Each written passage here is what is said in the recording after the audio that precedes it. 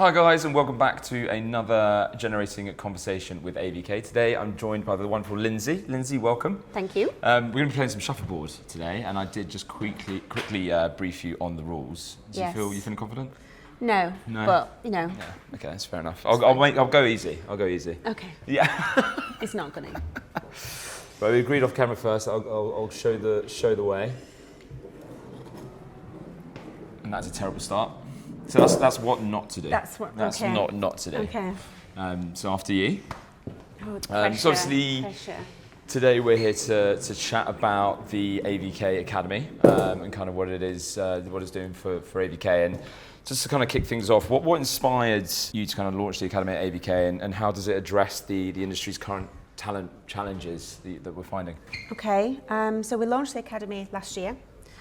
We were really struggling to recruit within the industry, especially the service team, because it's the generator industry, and that's a limited resource pool. It's also a maturing resource pool, and we're all fighting after the same group of people.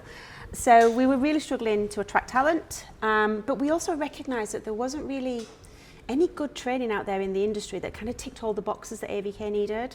So we had a chat as a management team and brought Ben Pritchard into the conversation and decided, okay, let's do something about it. You know, rather than just talking about it, let's go away and fix it. So we created a program that is designed for entry level, so bringing people in with no experience at all, and we put them through a development pathway that will take them from a level 4 engineer all the way through to level 1, should they wish to do that. It's quite an extensive program, but it allows us to grow our own engineers organically, and also it allows us to provide training to our existing engineers to ensure that they're aware of the technological advances within the industry, but also so that they're best in class. And that kind of then further demonstrates the commitment that AVK is making to the industry and making sure that we can support it once we've done the major builds. And this isn't like a first instance of you kind of setting something like this up beforehand. You've had experience of dealing with an academy in previous places that you've worked in, but is this the first kind of time that you've really taken the reins and led the way of kind of the standard that we want it to be at AVK? Yeah, so in my previous roles before joining AVK, I was the head of academies in my role, and but they were already established. So this is the first time that I've actually created an academy from scratch. And we wanted to make sure that we did it right, because we're taking young people, it's their careers. You know, you don't want to get that wrong. So we took a lot of time to think about how to do it, what we wanted it to cover. We worked with a lot of stakeholders across AVK to make sure that we were bringing the right people in. We also invested with our level 1 engineers to give them training on how to be a mentor, so that when they are out there in the field with the level 1 engineers, they know how to critique, they know how to coach, they know how to give them feedback, so that it's a very valuable journey for them. It's not just a go and pick up this tool from the van or go and get that part. It's all meaningful and all value added. Career progression, making sure that they can achieve what they want to achieve in their roles, especially whilst at AVK. Just got to concentrate for 2 seconds. Just to show to see if we can get some points on the board, and I still have absolutely failed. So I'll let you go before I ask you the next question. Go on then, let's have a go at this. I mean, okay, that's a way of getting a puck off the table. Yeah. So could you walk us through the academy experience from kind of like the classroom to the engine room? So the first initial part of year 1 is classroom based. It's understanding health and safety, it's understanding safe isolation, basic electrical, etc. Because the last thing we want to do is put them into a situation where they're potentially going to be at risk. So we do a lot of the foundation stuff first. One of the things that we created for that first initial phase was the generator overview course, which is more about the product. And on sitting through that, we recognise that actually this is not just great for our level 4 entrants, it's great for everyone in AVK. So we then started to offer that every quarter to anyone who comes into AVK, so they understand the product that we're all talking about, they understand the abbreviations, the acronyms, they understand, you know, what we're trying to achieve. So that's been a kind of big tick for us in adding more value to the wider AVK than just being mainly focused on service. So they go through kind of classroom, they then go through exposure to the field where they're working with their mentor, they set some tasks that they need to complete when they're out there. They then go on some accredited training as well, which underpins that. So they're getting a proper, a City and Guilds accredited certificate as they're going along this journey. And we're fine-tuning as we go along. So maybe about a month ago, we did endpoint presentations with the Academy entrants who started with us in October. They gave us a 45-minute presentation on what they'd done over the last 10 months. But we also asked them for feedback and said, what did you enjoy? Where could we improve? It was first year. And they said that they would have preferred to see the kit very, very early on, because that would have just helped add a little bit more value and a little bit more, I suppose, scope to what they were doing in the classroom rather than just looking over the theory stuff. So we've taken that on board and we've kind of rejigged the programme for this year so that they get exposure to the field a lot earlier in the programme. Yeah, no. And then you touched on feedback there. How is there different ways of feedback that is given to the engineers depending on what different level they are? Is it kind of, the feedback you give to let's say a 6-year-old at school because they've coloured outside the line is different to giving feedback to someone who's doing their GCSEs, let's say. Yeah. Do you find a different variation in giving that feedback, or is it kind of unanimous across the board of we give you what you just need, or do you kind of open their horizons to kind of like, okay, think of it in a different way? Yeah, so we like to try and coach as well and give examples and try and kind of encourage them to think outside the box. They have audits as well, so each of the service engineer will have 2 audits per year, and that's focused on technical and also safety as well. Make sure they're following our processes and procedures. So they get feedback as part of that. They obviously have their appraisals like we all do, so they get told where they can improve in that sense. And to go from level to level, they have to have assessments. So we will do an in-field audit. So we will go and monitor them doing some maybe a basic service, and we will go and monitor them, and it'll start from reading and approving the RAMs all the way through to how they manage the waste and do the waste transfer notes. So it will go end to end, and as part of that they'll be given feedback.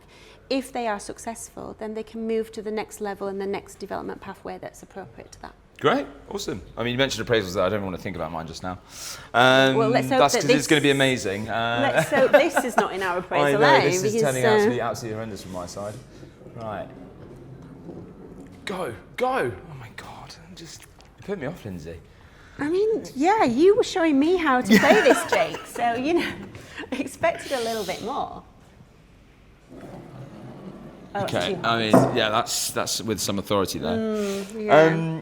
So obviously, carrying on, we're talking about the Academy, obviously, and how does the Academy support different experience levels from newcomers starting with level 4 intake to seasoned engineers looking to upskill? So obviously, we've talked about the kind of progression there. Can you tell us a bit more about it, I guess? Yeah, sure. So within the service engineer level, there's 4 different levels within a level, so to speak. So we have level 4, which is entry level.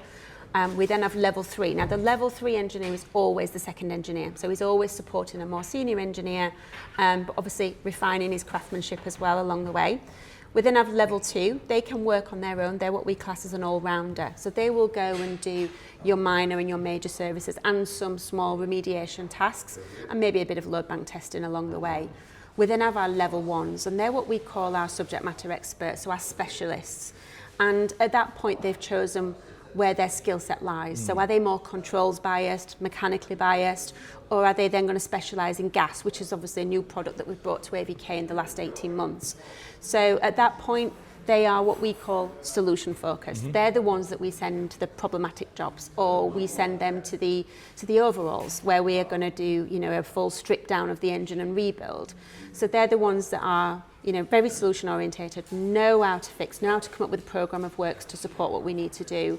But they're also the ones that are our mentors. So they're the ones that's bringing everyone else through as well and sharing their skills and expertise. Is there any instances of someone specialising, getting to level 1 and then moving and then say, actually, I want to restart again in another different area? It might be after 6 or 12 months or something, or is it they have that level 1, can they go do another one and have another level 1, or is it? They tend to actually come into the management team then. So we've just had one of our guys who's a very experienced field service engineer.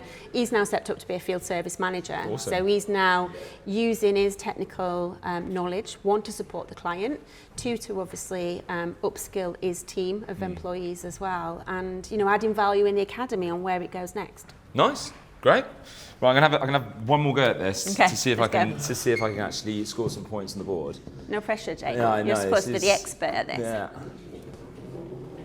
Sit. This is loving that this isn't a private video. This you can just delete straight away. Oh. However, you have just knocked mine into the points. Well done, Jake. So just thank you very much. We'll You're take that as the first game. So whilst I go grab the pucks, I'll leave you this question. Beyond technical training, how is the Academy helping create a culture? Good question. Okay, so we're quite proud of what we've created here at AVK with the Academy. We also have opened that up to our clients now. So where we're installing new product and new equipment on client sites, we're inviting them into the Academy so that we can educate them on what we're installing, so that if they've got any problems, they can communicate them in the most effective way to us so that we can respond in the right way. But it's all about sharing the experience, Sharing the knowledge. right? Sharing the knowledge, yeah. So we want to broaden the aspects of the Academy as well. You know, it's been very much service orientated for the last 12 months. We now want to bring in the wider AVK, so start and look at some programs that are suitable for our commissioning team. But we also want to try and attract the early careers process, and even a resettlement program as well for people coming out of the forces, because there's a untapped pipeline of talent that we could bring into AVK. So there's still a lot to do, but as I said, we're quite proud of it, and we've got high expectations for what comes next.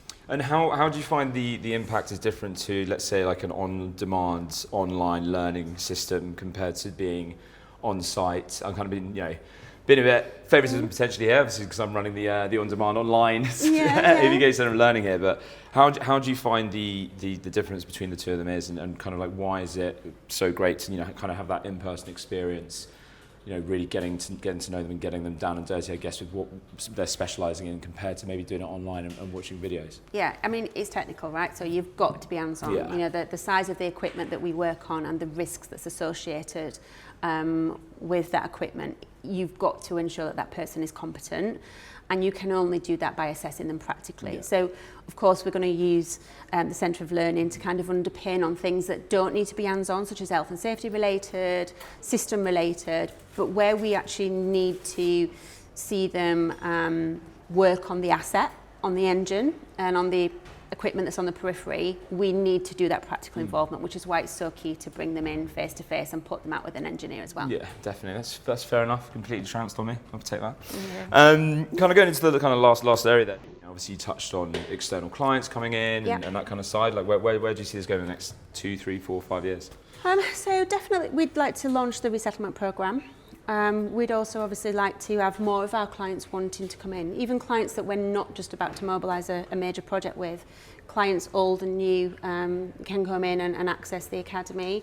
We want to make sure that it's readily available to the wider AVK as well, so that everyone, whether they're joining as part of the finance team or as part of the service team, can access programmes that are meaningful to them and can help enhance their career as they join AVK. Definitely. I mean, it's a huge thing for any kind of business to do, but especially when we work in such a specialised industry, to give that opportunity to people that don't necessarily have it, especially mentioning the kind of armed forces side, to tap into that is such an incredible achievement. So to not just work in, but also to bring into a business and do it. So I really commend yourself for getting this up and running. And obviously, as I said earlier, that we've kind of got a bit of a rivalry going in terms of from a learning perspective. But I have to say, I think yours is a little bit more rewarding. Well, thank you so much, Lynsey. And just before we sign off, we're going to do one last puck. Okay. Best score wins. Okay. Well, you go. You show me the way. Okay. Yeah. Let's go. Okay, I've just got to keep it on the board to win now. Yeah. Let's see if this is even possible. Okay, and on that, thank you so much for joining this generating conversation with AVK, and thank you so much for your time, Lynsey. Really appreciate it. And we'll see you in the next episode.